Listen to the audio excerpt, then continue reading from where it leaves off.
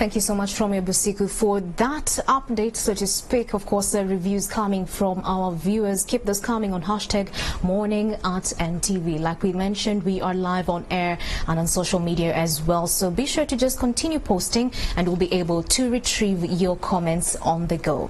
We're getting into a Take Note conversation this morning, and we're seeking your views on this one as well. Now, according to the 2017 Uganda population-based HIV impact assessment, the prevalence of HIV among children aged 0 to 14 years is at 0.5%, which corresponds to approximately 95,000 children living with HIV and AIDS in Uganda. This was a 2017 number, but it may go up if we do not do something. And the information is available, and to talk to us about that available kind of options, the options available on prevention of mother-to-children transmission and taking care of children with HIV and AIDS, we do have Dr. Violet Navate. She is the head of pediatrics at Mildmay Uganda Hospital. Thank you so much for joining us, and welcome to Morning at NTV. Thank you so much. Good morning. Good morning. First off, there's something amazing that did happen this week with regards to the same, a project under Mildmay. Tell us more about that.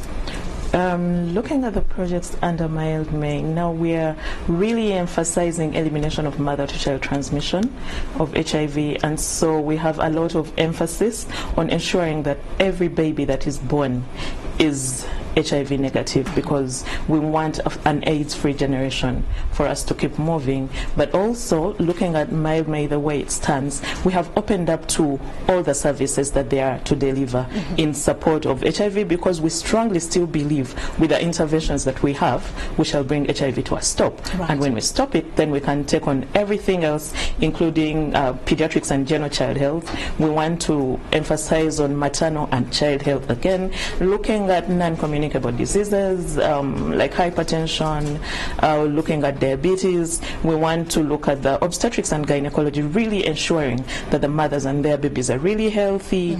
Other services like eye care and dental care are also very key, much as we still emphasize that we have to take on the HIV role really perfectly. You know, there's something that did happen this week. We're looking at yesterday also. Tell us, more about that. What exactly happened? Mothers came on board, but this time around it was special.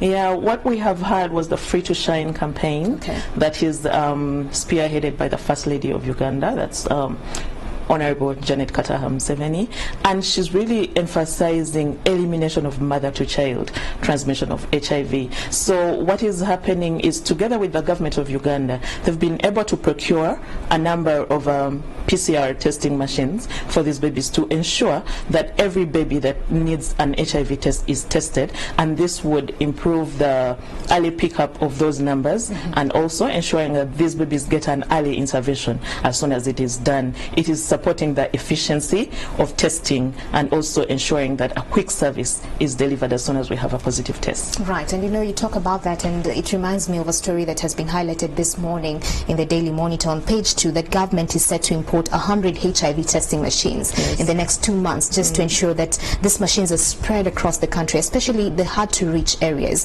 where the hospital, the health center is far away from where people do reside. And I think that will also help us with early detection, and these children can actually have, a huger pretty much cycle of their life here on earth. Let's get into the specifics, the details. When I look at the numbers in Uganda, we're talking of 1.6 million women who get pregnant every single year. Now 65% of those are HIV positive. Meaning, when you translate that 65%, we're looking at 104,000 women annually who are positive, pregnant, and are at high risk of transmitting the same virus to their children. Let's get into the specifics. If we're having women watching us today, and we know a huge number of these 65% actually do not know that they're positive. I want you to speak to that, the importance of ladies going for testing. Well, thank you very much. Now, looking at the pregnant women, of course, under Ministry of Health and looking at the care given to a pregnant woman, an HIV test is mandatory for every pregnant woman. Now, we have categories of pregnant women. We have those who know their status and are on treatment and they get pregnant. But then we also have those who don't know their status but they get pregnant. But it's a service that is offered to every pregnant woman to be able to have an HIV test that is done for them. And when we look at the UNAIDS targets of 90-90-90 by 2030, yeah, every HIV positive individual should know their status. At least 90% of the positive people should know their status. So that is why it also translates to the pregnant women to be able to know their status. Now, what is our emphasis there? When we know a pregnant woman's status, she's started on ARV treatment for the virus immediately. This is to ensure that by the time of delivery, her blood is clean. Okay, because we know the highest percentage of transmission occurs around delivery because there's a lot of blood at that point. Correct. So we want to ensure that she takes her medicine really well and monitor her, measuring her viral load to ensure that her blood is free of the virus. So at the time of delivery, the risk of infecting her baby is really, really reduced. And we're talking about normal delivery. Normal delivery, yes. But also, while we are looking at the cesarean sections, they are a safe option for the HIV positive woman. And we emphasize that a cesarean section will be a better option, especially if this mother is not suppressed, has not taken her medicine well, and the virus is still high in her blood. But we always emphasize that we start treatment early, ensure that the virus has gone down. Of course, it takes a lot to have good adherence to the medication because that's the only way it's going to work. Yes. So when that works, then a normal delivery is a safe option because this baby will come out. And then when they are born, we still give them their medicine for prophylaxis just to ensure in case anything has bypassed us, we cover the baby with medication for 6 weeks or 12 weeks, depending on the risk that's attached. And then we ensure that this baby is getting safe. You know, I'm happy that you're talking about that because then it's also important for women to understand, especially them that are positive, to understand the process. Yes. It's okay, I've been tested positive, I've been given ARVs, good enough, but they ought to test me before my EDD, my expected date of birth. That's true. For them to understand if my viral load has gone under. Before we select the method of giving birth. Exactly, because even when we look at an average HIV positive woman who has been in care getting her treatment, when she gets pregnant, as soon as she comes for antenatal care, we measure her viral load. The first time she comes in, we measure her viral load just to ensure that while she goes through the pregnancy, we know where she stands virally. Right. Yes, and that is very, very helpful. But we also continue monitoring them every 6 months. So if you started your antenatal maybe at about 2 months of pregnancy, be sure we are going to do a test then for viral load, and 6 months down the road we'll do it. Probably you wouldn't have delivered even then, and we are still following up, looking at those options. Right. Yeah. Let's look at the gaps as we wrap this up. You know, we're looking at 95,000 children living with HIV and AIDS. These are children between the ages of 0 to 14, meaning there's still a gap. There's something that we're still not doing right, either at the point of giving birth or at the point of detecting that indeed this woman is HIV positive.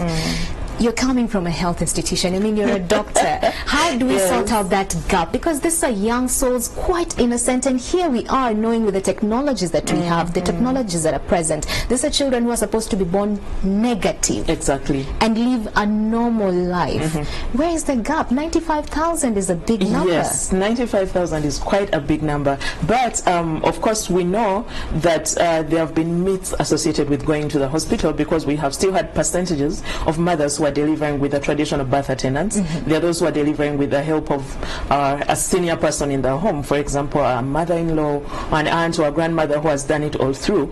And of course, at that point, the safety is not taken care of. But as soon as we have these mothers who don't even come to antenatal at all, then no one knows their status. And when do they interface with the health system? It's when the child begins falling sick, or maybe if they're lucky enough and they bring the child for immunization, because what is happening to us is at every point whenever we interface with a child, we offer an HIV test. When they come in for well baby clinics, if they're coming in for immunization, if they've been admitted for any reason, we'll still offer an HIV test to ensure that we are picking this up early. But we do health education talks all through. even for those who are not pregnant yet, we still do the health education talks. Okay. And then we are moving out to do outreaches as well. Let the mother who has not been able to come to the health unit pick the information from there. Right. But we also have the people we call peer mothers. These are mothers who have been in our system and they have gone through it. They've delivered their babies, they are negative, and we send them out as ambassadors to spread the word. So even when even when I'm at my market stall, I will still hear the information about there. Right. So it's really more of mobilization. Come to the health facility, come to the health facility. The issue of using peers is really a stronghold. And then also if we have platforms like going to churches, right. because we know that's a big gathering. And you know, when you look at churches and marketplaces, it's women who are there. So if we penetrate that area, they'll have that information. Okay. Yes. And you're looking at them and saying, look, this child needs a full life like you mentioned it, and you don't want to have a positive child. Right. So they'll always come up for that testing. But remember, it is very key for the man to be on board. For the man to be on board. And we're having this conversation prior, and you're telling me that they have a huge role to play. Yes. As we wrap this up, let me give you just that one, because you need to nail hard on that one.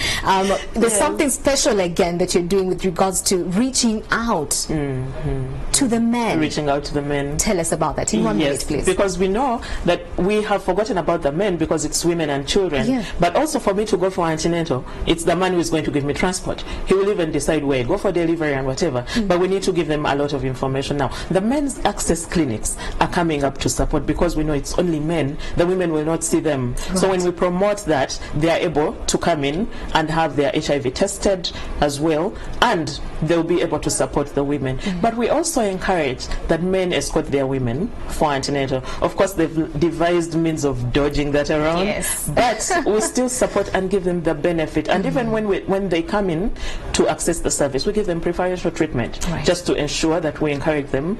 And also we get the peer men, the peer fathers, to go and spread the word, because men listen to fellow men. So if they're going to sports betting places, border stages, they'll be able to, you know, talk to them and all. But also flexi hours, we'll do it for the men. I mean, if the men in offices, the men in suits are going to stay at work, and they'll end up coming in maybe at midnight, we flexi that, and they can come in at midnight and have their testing done. So we are really doing a lot to ensure that we're bringing the men on board to be able to support the women and children. Especially on the peer men space, because men are always like, I don't want to be known, ego things. Exactly. But at least when we have fellow men talking to them, I think we can nail on that one. Thank you so much for coming on board. I think we need to have this conversation again, but with a critical focus on child care, especially children who are HIV positive. And also, how should HIV positive mothers go about taking care of their HIV negative children? I think we'll have you back on that one. Thank you so much for coming through, Dr. Violet Nabate, the head of pediatrics at Mildmay Uganda Hospital. Keep your views coming, #morning@NTV. We're going to post this video on YouTube, so be sure to share it. Tell a friend, tell a friend, tell a friend. We still have a long way to go to eradicate HIV and AIDS in Uganda, and it all starts with you and me. We're taking a short commercial break. Morning at NTV does continue.